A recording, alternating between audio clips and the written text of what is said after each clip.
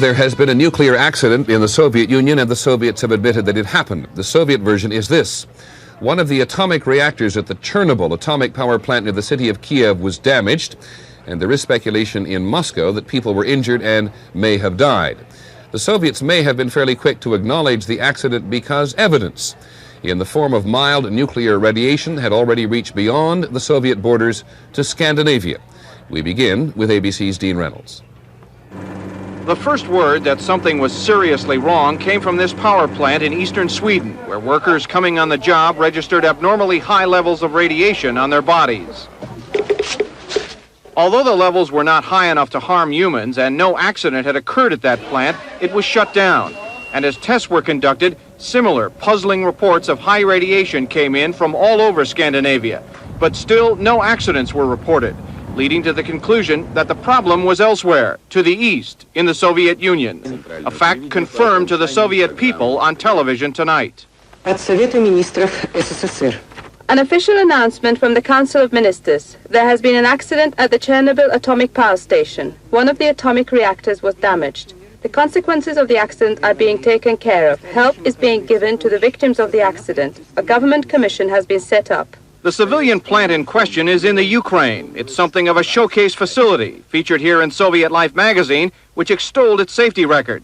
It's near the city of Kiev, population 2.5 million, and about 1,000 miles from Scandinavia, meaning that whatever did occur there, a radioactive cloud headed north across Poland today and into Denmark, where radiation levels were 5 times normal, to Finland, 6 times normal, to Norway, up 50%, and Sweden, illegally high. It's almost certainly the most severe accident that has ever taken place in the short history of civilian nuclear power.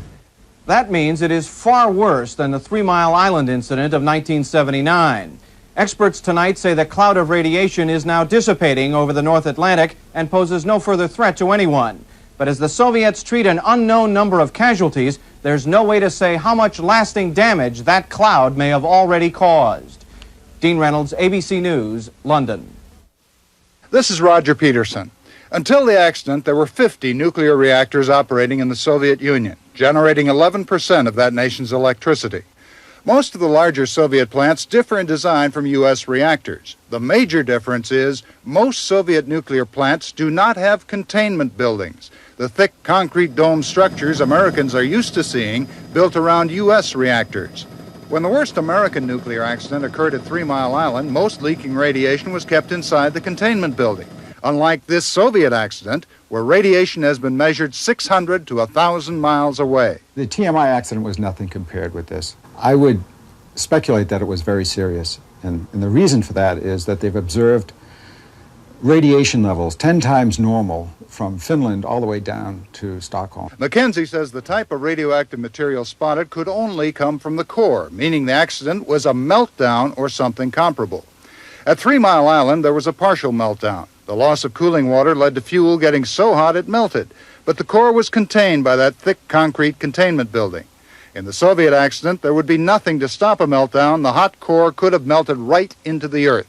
There are indications the accident could have happened several days ago. It would take that long for radiation to drift to Scandinavia and to make the political decision to announce it. You can be sure that the decision to disclose was made at the very highest level, undoubtedly by Gorbachev himself, and probably it took several days for the Soviet leaders to decide how to handle it. Officially, little comment from the president or his aides. As far as the United States is concerned, we don't see any dangerous situation. The Soviets claim this is their first nuclear accident, but it's known in 1958 a nuclear explosion killed several hundred and left a large area contaminated some 800 miles east of Moscow. Washington sources speculate the accident at Chernóbil had to be very bad, or else the Soviets would never have acknowledged it. Roger Peterson, ABC News, Washington.